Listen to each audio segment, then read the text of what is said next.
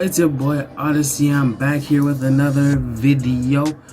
Anyways, I'll be reacting to the 10 signs you're actually a genius.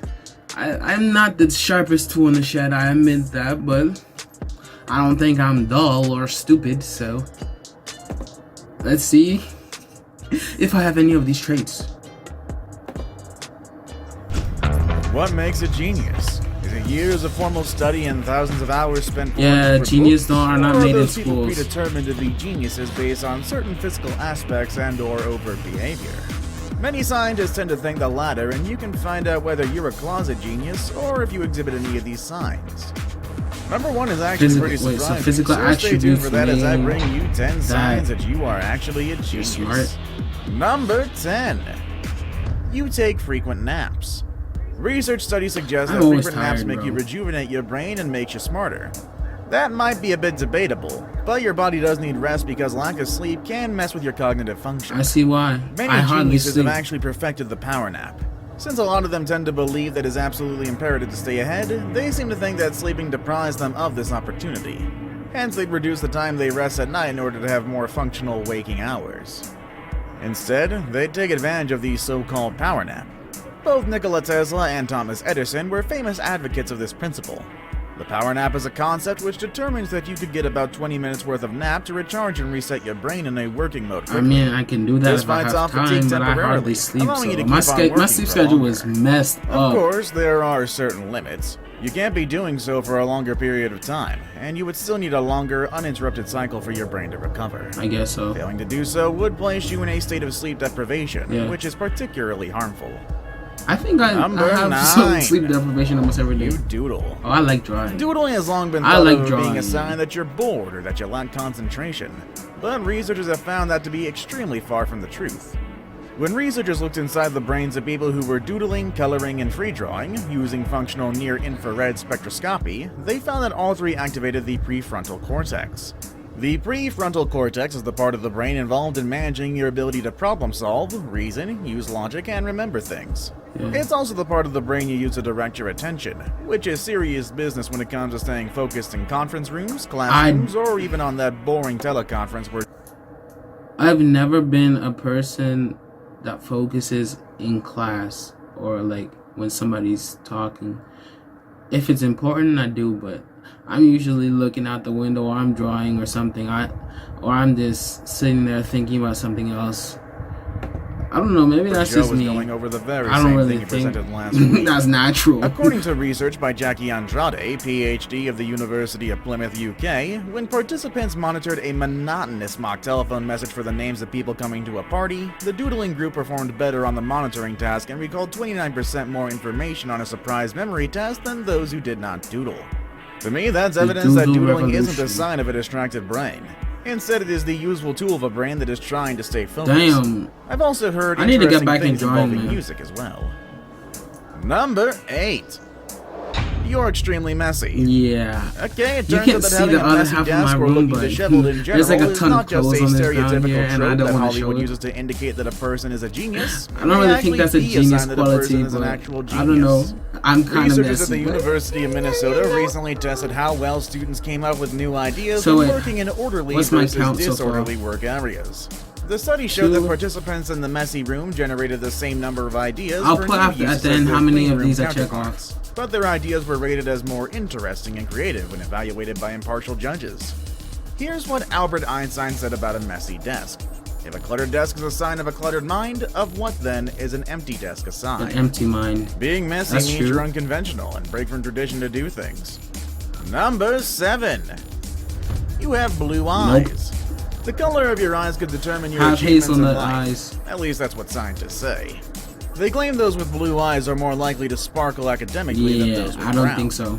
They're more intelligent and gain more qualifications because they study more effectively. Okay, let's go. Let's use stereotypes as let's say as a ground of breaking forward. Stereotypes typically say that blondes are stupid or they're dull or something. If you're blonde and you're watching this, I'm not throwing shots at you. I'm just saying something. Blonde people are not really up there. Most blonde people have blue eyes. So what does that tell you? And perform better in exams. Contradiction. In reaction time trials I don't conducted believe by in this. U.S. If you're smart, you're scientists, the smart. brown-eyed performed better, making them more likely to succeed at activities such as Okay, football. let me tell you something. There's a difference between being smart and being clever. If you're clever, you're smart. If you're clever, you're smart at school and like stuff that uses your brain. If you're smart, then you can at least pass school by average and also know how to get out of situations, know how to talk your way, how to do everything. That's smart. It's better to be smart than clever. If you think I'm lying, test Ball, it. hockey, and rugby. But the researchers concluded that those with lighter eyes appeared to be better strategic thinkers. Blue-eyed boys and girls proved to be more successful in activities that required them to plan and structure their time, such as golf, cross-country I running, don't like and golf. studying for exams. None of The those. discovery I might help like them. explain the success None. of such disparate individuals, such as Stephen Hawking, Alexander Fleming, Marie Curie, Stephen Fry, and Lily Cole. Number 6. You regularly converse with yourself. Talking to yourself has long been associated. No, don't give me the right to say I'm smart because I talk to myself. It's crazy. It's not good. Don't talk to yourself. Don't listen to this. Listen to. With crazy people. But as it turns out, it's not only completely sane, but if you find yourself holding regular conversations with yourself, it might actually mean you are a grade A genius. Bro, In a I study do talk to printed in myself. the I Quarterly plan out Journal of Experimental conversations. I plan out how my day is going, psychologists Daniel what I'm going to Squigley do in the and future. Gary All of that. I Lupia planned it out hypothesized already. that talking to yourself was actually beneficial. Talk to yourself. In one experiment, I don't think Squigley that's and Lupia a gave 20 genius people the name of quality, an object, but which they were then told to find in the supermarket. During the first set of trials, the participants were bound to silence. In the second set, they repeated the object's name out loud as they looked for it in the store. According to the results, test subjects found the object with greater ease when they spoke to themselves while searching. Obviously, because you Saying remember. things out loud sparks memory. Exactly. It solidifies the end game and makes it more tangible. Talking to yourself also means that you're self-reliant. Like Albert Einstein, who was highly gifted and acquired early in his life the ability to exploit his talents, people who talk to themselves are highly proficient and count on only themselves to figure out what they need. Is that good? Number though, 5. to be self-dependent. You tend to stay up late. Oh, bro. According to Psychology Today, intelligent people are more likely to be The average time that I go to bed is around 4 to 5 o'clock in the morning, 3 to 2, and that's like the earliest or latest I go to bed.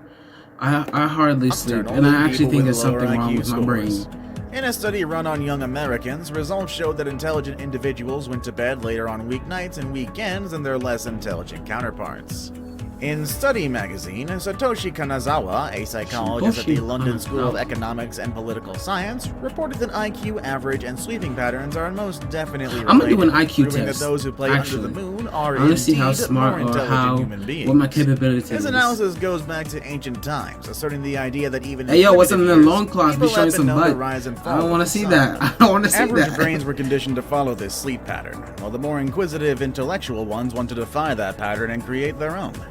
According to the study, those with IQs less than 75 went to bed by 11:30 p.m. on weeknights in early adulthood, while those with IQs over 125 went to bed at around 12:30 p.m. Number 4. You don't have a lot of friends. I don't. And that one hits me kind of personally. Yeah, it does. Geniuses on TV and in movies tend to be portrayed as people with a very small social... People always think that it's better to be popular and outrovert. I'm a diehard introvert. I like to stay in. Well, it hasn't always been like that. I'm gonna say this. I'm an ambivert. When I say I'm an ambivert, it means like I try to be an introvert, but people just rope me into being an outrovert. Like as to say, I try to be by myself, but people just always seem to be drawn towards me, or I'm just always in a group, and I don't like it that much. I like to be alone. It's more fun. But there is actually a reason why geniuses have fewer friends than average, and are generally socially awkward. People with higher IQs tend to derive less pleasure from social interaction. This isn't to say that social butterflies can't be intelligent, of course, Bullshit. but rather that intelligent people tend to be hardwired for the loner lifestyle. You may be perfectly content with very little social interaction, and that might say a lot about you. This can come down to many different factors. For example, generalized anxiety has been proven to occur at a higher rate among people with above-average intelligence. Feeling anxiety around friends or acquaintances is I don't certainly feel something that might anxiety, but inspire I you just to don't crave like a to long be near time. people. This may also find Well, you seeking the company that sounds of one or kind two of close friends bad. rather than a but large social. I just like to be alone. Let's just say that. Number 3.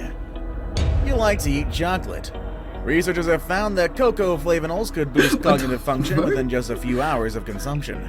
In simpler I mean, words, like eating almost chocolate can make you everybody, smarter. almost. It was also If you don't like discovered that chocolate, eating I'm chocolate sorry, but regularly almost not only everybody makes you likes smarter, chocolate. but can keep you Whether smart. it's milk, Flavanols are naturally occurring compounds found in milky. various types of plants. I just said with some milk, of the highest chocolate, levels and found then I in the said beans milky of the again. cocoa What the tree. Flavanols have antioxidant White properties, milk meaning and that they have chocolate. the ability to reduce the effects And of cell dark damage chocolate, caused I by oxidative stress. What is more, studies have shown that they can also improve blood vessel function and lower blood pressure. Chocolate is good and but bad the for you at the benefits same of time. flavanols do not end there.